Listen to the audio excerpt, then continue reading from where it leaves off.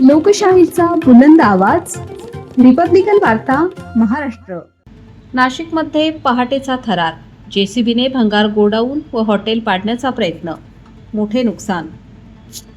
नाशिक शहरातील मुंबई नाका परिसरातील नागजी भाग, हिरवेनगर, वडाळा रोड येथे पहाटेच्या सुमारास धक्कादायक प्रकार उघडकीस आला आहे.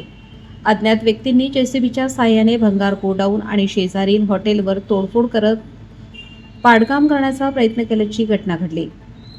मिळालेल्या माहितीनुसार पहाटे सुमारे 4:30 ते 5 वाजण्याच्या दरम्यान 3 जेसीबी आणि 2 डंपरसह काही अज्ञात व्यक्ती घटनास्थळी दाखल झाले. त्यांनी अचानक गोडाऊन आणि हॉटेलच्या काही भागावर तोडफोड सुरू केली. यावेळी गोडाऊनमध्ये तसेच परिसरातील काही नागरिक झोपेत होते. अचानक जेसीबीचा आवाज आणि सुरू झालेली तोडफोड यामुळे परिसरात एकच गोंधळ उडाला. पहाटेच्या वेळेस मोठ्या प्रमाणावर यंत्रसामग्री पाहून सुरुवातीला ही नाशिक महानगरपालिकेची अतिक्रमण कारवाई असल्याचा संशय व्यक्त केला जात होता. मात्र काही वेळातच हा प्रकार अज्ञात व्यक्तींनी केल्याचे स्पष्ट झाले. या घटनेत भंगार गोडाऊन आणि हॉटेलचे मोठ्या प्रमाणात नुकसान झाले असून अचानक अशा प्रकारे मशिनरी घेऊन केलेल्या कारवाईमुळे परिसरात भीतीचे वातावरण निर्माण झाले आहे. दरम्यान ही तोडफोड नेमकी कोणी केली, जमीन बळकावण्याचा प्रयत्न होता का, तसेच पहाटेच्या वेळी जेसीबी आणि डंपरसह आलेले हे लोक कोण होते याचा तपास होणे आवश्यक आहे.